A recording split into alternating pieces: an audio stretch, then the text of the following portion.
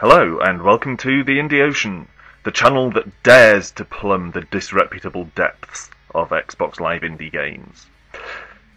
Today, this is Alpha Squad. There's been some interruption in my coverage of indie games recently, thanks to some real-life stuff.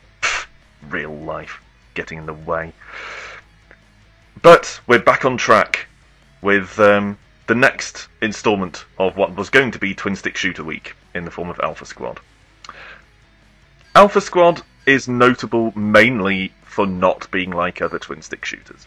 I said in the last video, the one for Infinity Danger, that most twin stick shooters on Xbox Live indie games try to be either Geometry Wars or I Made a Game with Zombies in it.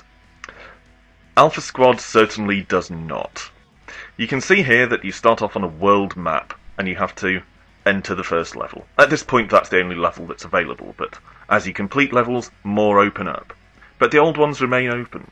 So in a slightly RPG-like fashion, you can redo old levels as many times as you want, in addition to new ones, and sometimes you open up side levels, sort of optional side missions, that could potentially earn you bonuses of some sort. Now this first level is a deserted city, so you can explore ruined buildings as well as the abandoned streets. Some of these buildings contain refugees who just yammer at you, most of them not very interesting or a bit paranoid. Sometimes you find cash down the back of the sofa, things like that. The streets themselves, as you'll see, are almost like the very first Legend of Zelda game, in that each one is a self-contained square, and you move from square to square around the level. In each square, though, you need to kill all the enemies that spawn there before you're allowed to move on. And while that's not too tough in this first level, apart from the boss area, which comes later on, from the second area onwards, it gets pretty tough. Instead of going straight to the next story level, I took an optional side mission where I had to find a cheerleader's wallet in a forest. More on that later. That's one of Alpha Squad's flaws, but I'll return to it. So, after the first level, things get much tougher pretty quickly. And Alpha Squad starts to fall down a bit here, because unlike some of its other RPG-like trappings, there's no character development here in terms of your power. You don't get any stronger. There are no levels for you to gain, no permanent upgrades for your weapons, nothing like that.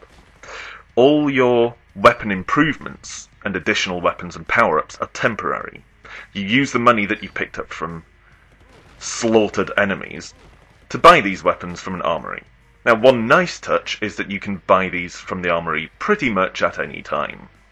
And that's actually pretty handy, because you can't change between weapons. So, for instance, say you get a flamethrower, you can't change from the flamethrower back to your infinite ammo default weapon. You have to keep using the flamethrower until it's out of ammo.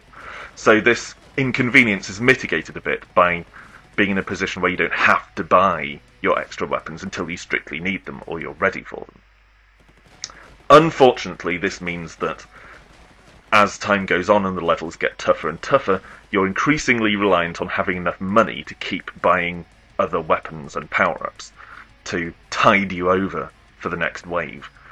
And there never seems to be quite enough money, so I found that I was constantly going back to the first level, the easiest one, to grind it for cash, which isn't the most fun thing in the world, but at least it's not complicated or excessively challenging. I think part of this problem with the difficulty comes from the fact that the game is clearly intended for 4-player co-op. As far as I know, it's local only, but I can certainly see that it would benefit from playing it with some friends. Playing it alone is a lot tougher. Now, one of the other problems that I alluded to earlier is the fan service. There's already fan service in the form of excessive bloody violence here, but the second form of fan service that's rampant throughout Alpha Squad is the female sort. Women are either shrouded head to toe in unflattering rags and they're unsteady-looking refugees, or they have chests the size of their heads and don't mind exposing them to the world. Hence, as I mentioned before, a side mission retrieving a wallet from a forest for a cheerleader. It's all a little bit vulgar. I mean, I'm not a prude or anything. And it doesn't actually bother me. It's just kind of unnecessary. I don't think it really adds anything to the playing experience. I mean, if you like that kind of thing, it's probably a big selling point. For me, I don't really mind it, but it does leave a slightly sleazy taste in the mouth. But on the whole, despite its somewhat unbalanced difficulty, its questionable design choices to do with weapon upgrades, and its blatant sleaziness, Alpha Squad is actually pretty good.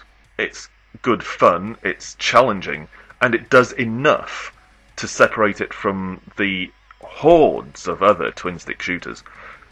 So, as usual, I will thank you for watching and ask you to rejoin me in another couple of days for the next instalment of my This Is series looking at indie games. Thanks for watching, and I will see you then.